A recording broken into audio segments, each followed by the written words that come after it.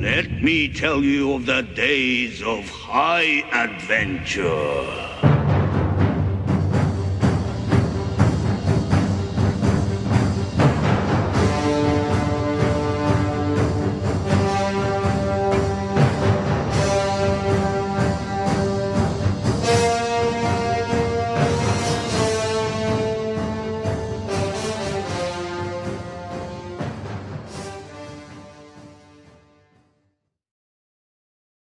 Hey there, Nation. Welcome to the show where we show you how to play miniatures wargaming on a budget. I am Commander CheapSkate, and today is another edition of Age of the Realms, Battle Report number 7. Once again, I must apologize for not having a battle report out last week. I was feeling kind of ill. Some of my other videos leading up to my army showcase, you could kind of hear me coughing in the background, and it kind of came up to a head last week, so made battlefield narrations almost impossible with all the coughing going on. So I'm feeling much better this week, so here we go with another battle report. This time it is I, Commander CheapSkate of the Wild Hunt, which is my Sylvaneth army, versus Brother Grom of Wargrove of the Gitmobs. So this is what happens when we get to see battalions of Sylvaneth stacking up against a battalion of Gitmobs. Assemble the army! Alright, now let's talk about my army, which is the Wild Hunt. It is a Sylvaneth Forest Spirit Wargrove Battalion. That's right. I decided to try a different battalion instead of Guards of Deepwood. I decided to try this new one called Spirit of the Wargrove. Basically, it's from the new Forces of Order book that Games Workshop released. It has a new battalion for Sylvaneth. I wanted to try it out. I got to keep my teleportation abilities, but I also get a new spell for all my branch shifts to use, which basically called Ariel's Blessing. It allows me to heal up models, which is really good for my treatment, so I decided to try this one out. I lose my Sylvaneth Wildwoods that I can bring with me on the battlefield because of that, but that's perfectly fine. I roll pretty luckily on the terrain tables anyway, so I usually get what I want to help balance me out. So let's go and talk about my choices. We have Durthu, he's my tree lord, he's basically the general of my army. Next we have 3 branch wraiths, Drika, Briarmaven, and Siobhan of the Shadows. Next we have Coadil, who's a tree man ancient. Next we have my 3 units of Dryads, which is the Court of Tides, which is 20 Dryads of Branch Nymph, the Court of Summers, which is 15 Dryads of Branch Nymph, the Court of Winters, which is 15 Dryads of Branch Nymph, as well as my 4 Shamblers, which are 6 Tree Cannon. And finally, running my army, we have Sternbark the Tree Man. And with that, that forms up my battalion for this one. Alright, so now let's talk about Brother Grim's army. It is Wargrove, which is a Great Gitmob Battalion. Leading his army is Grom the Paunch, followed by the Shrinking Shrewhead, who is an Anorak Spider with a Forest Goblin Shaman, as well as a Catchweb Spider Shrine. After that, we have a man called Dat Bully, which is an Orc Bully. Next, we have a unit of goblins called the Ludas. It is 40 goblins with spears and shields, boss flag wavers, hornblowers, as well as 3 nasty skulkers. After that, we have the Backstabbers, which is a unit of 20 goblins with bows and slashes, with a boss, flag wavers, as well as hornblowers. Next comes the Sneaky Gits, which is 20 goblins with bows and slashes, boss, flag wavers, as well as hornblowers. After that, we have the Howlers, which is 12 goblin wolf riders with wolf bows, poking spears, and shields, with a boss, standard bearer, and hornblower. Next, we have the Death Creepers, which is 12 Forest Goblin Spider Riders, armed with spider bows, crooked spears, and shields, as well as a boss, icon bearer, and bone drummer. And then finally, we have our last 2 units here, which are the Kamikaze Boys, which is 2 Goblin Doomdiver catapults, and the Ayatollah of Rock and Rolla, which is a rogue idol of Gork, which looks pretty frightening on this one. So, yeah, that makes up Brother Grim's army for this one. Alright, so now on to the deployment. So you can see here, this is basically the battle we're fighting on, which is 6x4 table. As you can see, there's not that many Sylvaneth Wildwoods this time around because I don't have the Guardians of the Deepwood Battalion. It's kind of spread out this time. Luckily for me, though, we ran on the random terrain. I managed to roll up 3 sets of woods, basically made those into Sylvaneth Wildwoods since I got to choose. So you got the Sylvaneth Wildwoods on each side of the battlefield and the one in the center there. So let's go down to the individual deployment zones. Alright, so this is my deployment. As you can see there, I basically have my units that can't teleport in.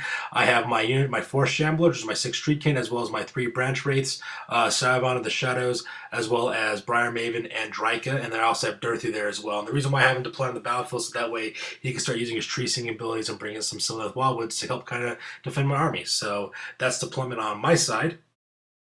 And here's deployment on the left-hand side for the goblins. That undead Fred-looking model over there, that is the substitute that we're using for proxy to create a rogue idol of Gork. My buddy Brother Grim wanted to try it out, so we figured, yeah, why not let a proxy in there? As you can see there next to them, they also have a unit of Spider Riders, as well as a Ragnarok Spider as well. So that is the formation here on his left-hand side. Oh, and I forgot to mention, Grom the Paunch is there right there in the center, as well as 40 goblins located in that area with spears. And make up the goblin center here, you got your 2 units of 20 goblins with bows. They're basically lined up right in front of that hill behind them. You have his two new ivory catapults with his orc bully as well. So that is the plan for the center portion. And make up his right-hand forces. You can see that you got the Howlers, which is his 12 Wolf Riders. And basically they're kind of stationed there holding down the flank. And that's basically deployment for my enemy.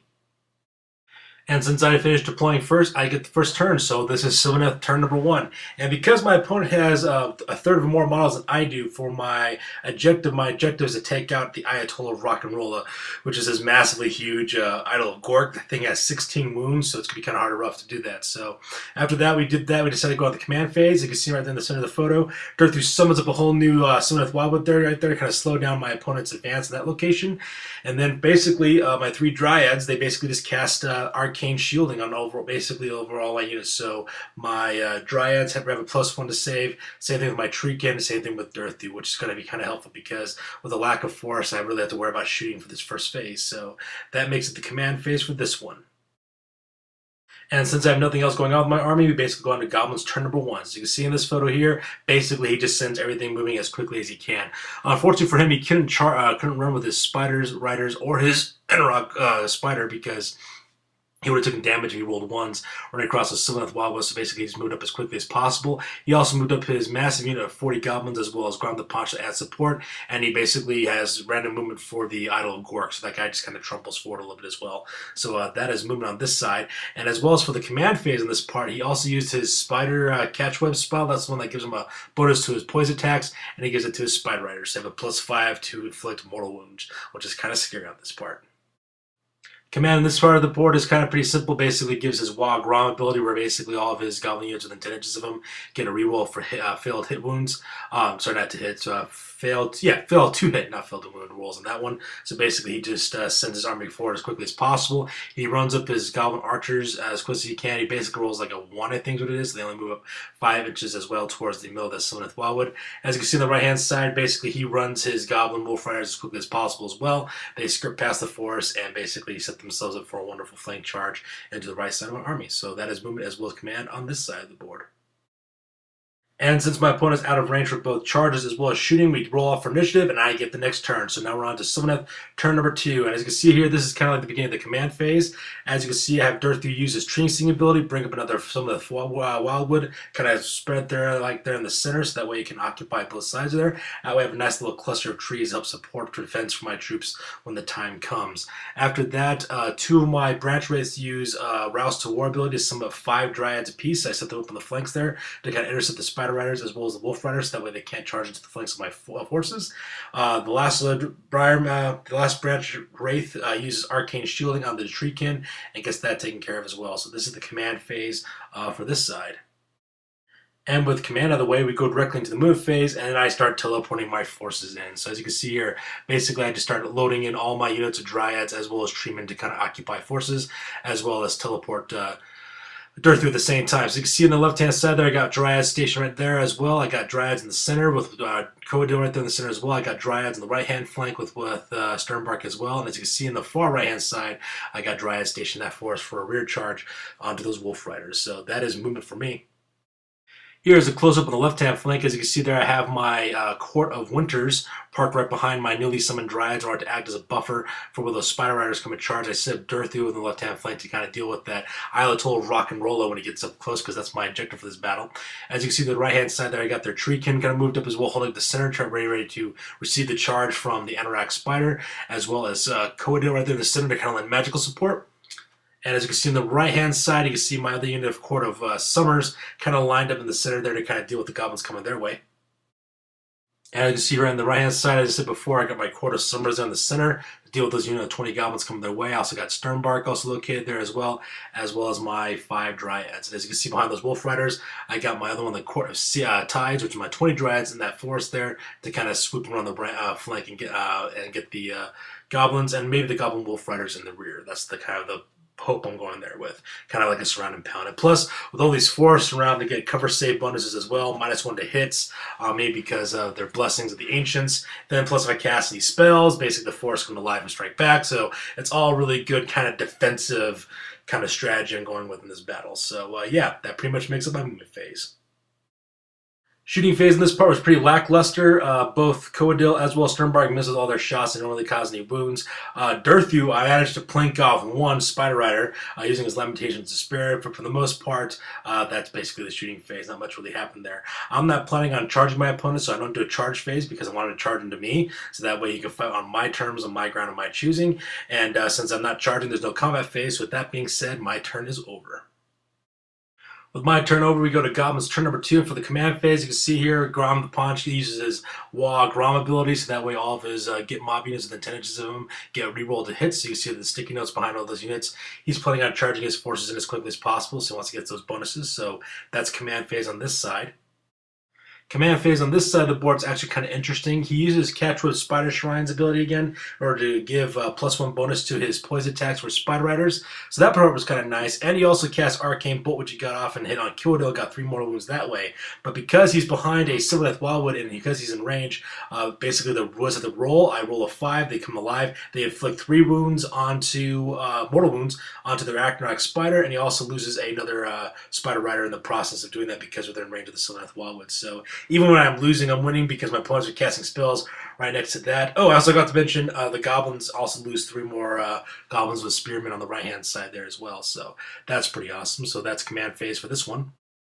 And here's a close-up shot of the Forest Goblin Shaman's Arcane Bolt hitting Durthu, caused 3 mortal wounds on him, but I'm hoping that Ariel's Blessing spell would basically heal him up for the next round. So that's a combat phase. Not combat phase, sorry, command phase. And with command over, we go to the movement phase. You can see that there has been some. Basically, he just sends everything moving forward as possibly as he can without running them. He just moves up to the maximum movement allowance because he's planning on charging to the next charging phase. So you can see there you have this tidal wave of green goblins just kind of coming right at me. And as you can see on the right-hand side, his Wolf Riders also turn around and start moving towards my my Court of Seasons. Excuse me.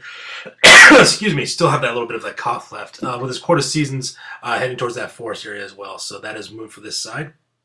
Here's a close-up of his Spider Riders, as well as Ayatollah Rock and Rolla and his Arachnarok Spider basically making their way forward to kind of deal with me, so that's kind of scary. And here's a close-up of his Goblins with Spears, as well as Goblins with Bows, as well as Grom the Paunch, setting themselves up for a wonderful just tidal wave of Goblin charges that are going to be coming my way here in a second, so they're lined up there in the center. And in this photo, his Wolf Riders are setting up for a wonderful charge into my unit of Court of Seasons, which I'm kind of looking forward to see what happens because once he charges into those woods, basically rolls a 1, he loses casualties. So I'm hoping he loses some of his men to Danish terrain tests. So that is moved for this side. Not much happens in the shooting phase, which is up next. As you can see in this photo, basically the only thing that happens is that his Spider Riders, as well as his Arachnarok Spider, manage to plink off a single Dryad in this photo, so I lose 1 Dryad there. His Doomdiver Catapults completely miss, or I could say because of those cover saves, which are really helpful as well. I have to admit, cover saves are really helping me out in the shooting phase, so that's shooting on this side. As you can see in this photo as well, we're going directly to the charge phase because that's the only thing that happened. And as you see there has been some charges going on here. Basically, everything just kind of rumbles forward and a lot of contact is being made. So let's go into the close-ups for those charges. As you can see in this photo, the charges looks like it's just a mob of everything that's coming in there. The Spider Riders charge into my newly summoned unit of 4 Dryads are located there. The Arachnarok Spider charges into my Treekin. His 40 Spear Goblins basically charge at the other side of the Treekin as well. And as you see on the right-hand side there, you got Grom the Paunch. Even he committed himself into my unit of Dryad, which is the Court of Wonders there in the center portion. Here's the right-hand side of the battlefield. As you can see there, both units of 20 Goblins charge into my remaining Court of Wonders. Dryad unit, kind of game that gets stuck in right there. My Treekin as well, sorry, not Treekin, Sternbark, my Treeman, as well as my other 5 Dryads are kind of going to have a wonderful little ability to sweep over to the right-hand side and then hook them on the flank there if I can. So that's charges on this side of the board. And here's a picture of his Wolf Riders charging into my Court of Seasons, which is my 20 Dryad Man unit. And in the process of doing that, he lost 2 models to his Dangerous Terrain test, which is pretty cool. That means he lost 4 wounds total, which is pretty awesome in my opinion. So that rounds up the charges, and with charges over, we go directly into the combat phase. So my opponent decides to attack with his Arachnarok Spider first. As you can see in this photo, basically he flubs pretty bad. He only managed to inflict 1 wound out of all those attacks that he had on my Treekin, and my Treekin basically was able to save that due to the cover saves as well. He didn't roll any 6s or 5s for his poison attacks. That really didn't help him out at all. But in exchange, my Treekin Magic put on 6 more wounds onto that bad boy. So he is now 9 wounds into it, which is kind of awesome as well. My other 2 Treekin also managed to inflict like a couple more wounds onto that massive unit of Goblin spearmen that you see there. So you kind of see little pockets of green board where those goblins were basically removed. So combat's pretty much going my way so far on this battle report this side. So that's the first combat that we had. Combat on this side was pretty brutal. Grom the Paunch managed to wipe out 5 Dryads just on his own, which is kind of sad in my opinion. I was pretty upset about that. But when it came to my counterattack, basically I counterattacked with Sternbark first. I had him pile in 3 inches. Between his ground stomps, his sweeping blows, as well as his impaling attack, he managed to cut down that yellow hat unit of Goblin Archers almost to a third, down to its normal size. I think he killed everything except for 5 guys or 6 guys, I think. So it's pretty brutal on that part as well. As well as when you consider the combat that my Dryads also had in there as well. They also kind of attacked that yellow cap unit as well. So that was pretty brutal. So that was combat on this side of the board. And as for this side, my unit of 4 Dryads are basically acting as a buffer between the Spider Riders, basically just vaporized. Those Spider Riders are pretty deadly, especially with that +1 to poison. He was rolling those like a champ, and that alone basically wiped out my Dryads. Luckily for me, nothing else was in range for his attack, so I'm kind of worried about my Court of Summers unit, which is my actual unit of Dryads I brought with me on the table, because if those guys can inflict those kind of mortal wounds on a unit, I got a lot to worry about with those Spider Riders, so combat will be kind of interesting to see on the next side. Combat on this side was a pretty lackluster. He managed to inflict, I think, 1 or 2 wounds on my Dryads. Managed to kill a couple of them. I managed to kill, I think, 1 or 2 of his goblins as well. So, I'm kind of glad though, even though there wasn't really much of a combat on this side was kind of lackluster. What I'm happy though is that those 2 wounds I managed to inflict, those 2 kills rather, I managed to inflict on this unit will stack up against his bravery. And considering they lost already 4 wounds already, when you roll the dice, it's going to cause more of these guys to basically run away. So that's kind of like a bonus on that side. So that's combat on this side. And with that, we go directly to the bravery phase. And this is the overall shot of the Battle Shock phase. You can see there has been some, and some units have basically fled off the table entirely. Some are no longer there. So let's go ahead and zoom in about which units were affected by Battle Shock. And as you can see in this photo, a couple more goblins, those spears kind of flee away as well as that entire unit of yellow cat goblins. Basically, my opponent rolled a 6, so a lot of those guys just fled off the rest of the board. So those guys are gone. So that's Battle Shock on this side. As you can see in this photo, almost all of his Goblin Wolf Riders run away. He rolled a 6, so 6 more of those guys fled off the board. So all he has left is his 1 Goblin Wolf Rider left over from my Court of Seasons. So let's just, between you and me, that combat's going to be easy. So with combat and Battle Shock both over, we basically roll for initiative, and I managed to secure the initiative on this one, which is important because I really needed to in order to concentrate my forces. I realized maybe I might have spread myself too thin when I sent my Court of Seasons way on the other side of the board now, because I don't got really much left, especially after that horrible Battle Shock phase where I lost most of my Court of Summers, so that unit's cut in half, and they're facing Grom the Paunch as well as the unit of goblins there, so basically I have to kind of hustle here. So for the command phase, you can see in this picture here, basically I used Ariel's Blessing. It was an awesome spell. Managed to get off all those mortal wounds that Coidel had suffered from that Arcane Bolt are now gone, which is pretty awesome. So that spell is pretty much over with. So that part was pretty nice. So he's healed up there. As you see there with Dirthu, he summoned up another Sylvaneth Wildwoods there to kind of control the flank of my Court of Summers there to deal with the Ayatollah Rock and Rolla. And that is the command phase on this side of the board. And with command phase on this side of the board, Coidel casts Arcane Bolt onto Grom the Paunch. I managed to plunk off 2 mortal wounds on that bad boy. I also got to rouse the woods up a little bit as well. I managed to take off a few more goblins of spears on the left-hand side, as well as some goblins with arrows on the right-hand side. So that was kind of awesome with that spell. So I'm loving that. And with command phase over with, we go directly into the movement phase.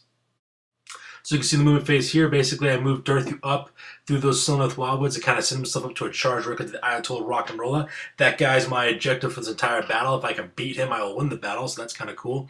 As you can see in the center, because I'm kind of desperate because I didn't move my tree mat, I used my teleportation ability for my Court of Seasons to teleport to this side of the board, and my center there is about to full because Grom the Paunch is basically staring down 6 more Dryads, so it's kind of rough. So as you can see there, I move up Sternbark as well as my 5 Treekin that I summoned at the beginning of the battle, moving them up to kind of limp for support.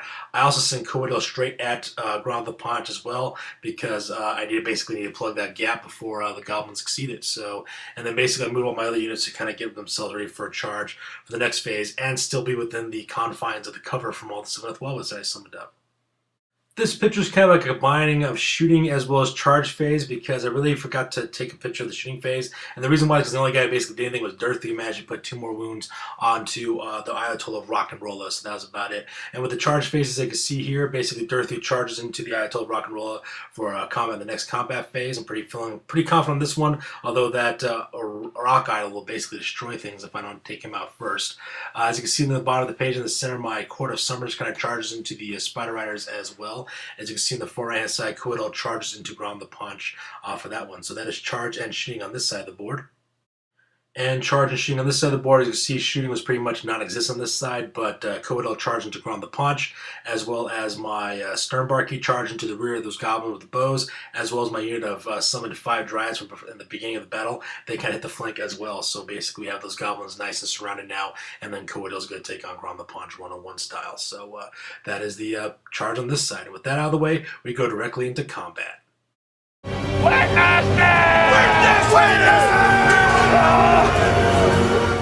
And this photo right here shows you why Dirthu is the freaking man when it comes to combat. As you can see in this picture here, he charges into him. We go start with combat phase. I go with Dirthu first because I realize that if he doesn't kill this guy or cause significant harm to him, that Rock Idol is going to destroy him. And basically, I destroy the Rock Idol. I get D3 additional attacks because he's within the 3 inches of a Sylvaneth Wildwood. I get 6 attacks total when I basically attack him. Only 4 of them got through. 4 of them hit. He managed to save 1 of them, but not 3 of them, and with at full health, with 3 attacks, each of those cost 6 damage apiece. I put 2 on him already with the Lamentations of Despair, and so with another 18 wounds on top of that, I bring that bad boy down, and I kill him. Technically speaking, I won this battle because I did that, because my opponent had so many more managers than I did, but we didn't end the game there. We basically wanted to see what the rest of the battle would look like if we continued on with the battle reports. So my peer brother Grim was like, let's just finish up the combat phase. I was like, yeah, that's perfectly fine because technically I won. So even though this battle is technically over, you get to see what happens for the rest of the battle phases. So yeah, on to the next one. As you can see in the center photo here, my opponent's Arachnarok Spider also flubs his roll again.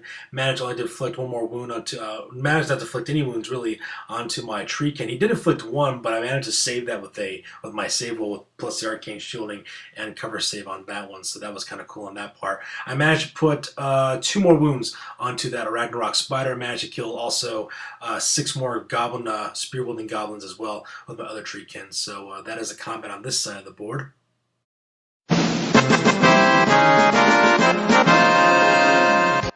And the epicness in this battle report just doesn't end. As you can see in my next combat phase, I picked Coetal to take on Grom the Paunch.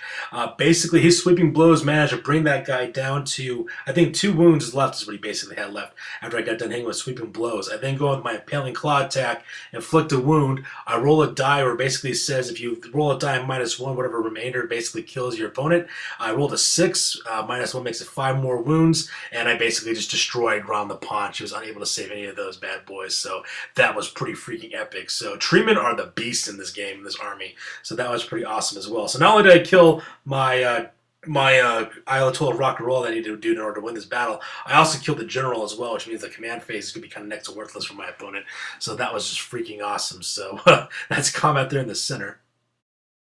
Combat phase on this side of the board was pretty brutal. Those Spider Riders managed to take out 7 of my Dryads from my Court of Summer, so that was pretty bad. Those poison attacks, when they automatically become mortal wounds with a 5-up, are brutal, so I lost 7 guys that way. I think 6 of them were dead from poison, and 1 was from like a normal attack as well. And I only managed to kill 2 Spider Riders in exchange for that one, so that was pretty brutal on that part. So it doesn't really matter though, because they won the game, but it was still kind of interesting to see what would happen. So Spider Riders are the illest in this game. I can see why in that South Coast GT, those Spider Riders are pretty deadly with all those catch spider shrines. I can't even imagine. So yeah, that's combat on this side.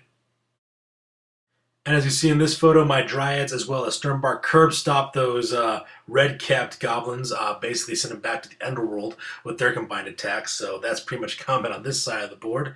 So that was pretty simple. And in case you were inquiring about that one single Goblin Wolf Rider that was left behind, he managed to kill one of my Dryads, just the one that's laying there in the center of the board. He's dead, but the rest of them just basically swarm and kill him for his troubles. So that makes some combat for this side of the board. And with the combat phase over, because basically I killed my objective, which was the Ayatollah of Rock and Rolla, that is the game. So as you can see in this photo, there's kind of a lot of goblins still left. We had that big unit of 40 goblins. A lot of those guys are still left behind as well as his Doomdiver catapults. His Arachnarok spider is close to death, not long for this roll. He's got a couple more spider riders left over, but if I hadn't killed that objective and went another round, basically it would have been mine anyways, because I still got a lot more Sylvaneth left on this battlefield. So yeah, with that basically done, that is the photo of the entire battle that's left over. With that, we go on to the after action report, because this game is now over. That's it, man. Game over, man. It's game over. Sure, I could have stayed in the past. Could have even been king. But in my own way, I am king. Hail to the king, baby. All right, now it's time for the after-action report. This is the part of the battle where we talk about what went well, what went poorly, and what we can learn for the next time that we go up against somebody. So this is after-action report for battle report number 7. It was I, Commander CheapSkate of the Wild Hunt with my Sylvaneth army versus Brother Grim of the Grom with the Gitmobs, and it ended up being a victory for yours truly. So let's talk about some of the things that we learned that we go on to the next time. First of all, I was just too spread out. That was the worst part. Round 2, where basically my center line of Dredge being chopped up by Grom the Paunch and his goblins, I realized that sending the Court of Seasons all the way across the other side of the board to the forest on the right side was a bad idea. Next time I need to concentrate my forces and basically just kind of keep them all together, because this is not a Guardians of the Deepwood Battalion. This is a Forest Spirit Wargrove Battalion, so it's more about defense as well, so I need to keep that up for next time. So speaking of defense, Elariel's Blessing is like one of the best spells ever, because one of the major problems I had when I was running a Guardians of the Deepwood Battalion is that my treemen kept on getting beat up all the time. They had no way of healing and recopying the wounds that they had lost, so basically I was seeing a degradation in returns with the wounds that we're seeing, because their performance basically drops each wound that they take. So that was pretty awesome. So yeah, Aelario's Blessing, definitely an awesome part of that part. I don't get to some of the Wildwoods out of the deal, but you know what? If it means healing my treemen, so be it. And speaking of treemen, Durthu was freaking unstoppable. That guy is the god of combat. Forget what they say about any of the forces of Khorne or whatever. Durthu was the avatar of war. That guy is unstoppable. He managed to put a curb stomp on that Idol of Gork within one round of combat. So that is pretty freaking unstoppable as well. So that's pretty awesome. You know, maybe I shouldn't talk about that, because my buddies are like, well, you haven't fought any of the new guys yet from Age of Sigmar. You've only been fighting the 8th edition guys. You haven't fought any Khorne Bloodbound or fought any Stormcast Eternals yet, but I don't know. We'll see what happens. There's a couple of guys I know who've been playing the Stormcast Eternals and Core Bloodbound, so maybe we'll see what happens when I fight those guys. Speaking of which, when it comes to tactics, keep defending myself in the forest seems like a good idea. I like that idea a lot more. Instead of doing the offensive stuff I was doing, I get a cover save, I get Rouse in the Woods whenever I use a spell, I get negatives to hit for some of my forces that have Blessings of the Ancients, so that's all good, and basically so you keep doing that as well. And speaking of all things that are new, I also like that new battalion from the Forces Order book, which is the Forest Spirit Wargrove. I really like that formation. I can't really have a lot of more force like I used to. I basically have to summon up with Durthu, but in exchange for that spell where I get to heal up my guys, well worth the cost. So yeah, once again, great battle. I always love playing against Brother Grim as well as Orcs and Goblins, so that was kind of fun as well. So yeah, basically I'm looking forward to a rematch for that one. So with that being said, this kind of rounds it up for battle report number 7. Please feel free to like, comment, critique, or to subscribe on my channel. You can click those buttons right down below the video in order to do that.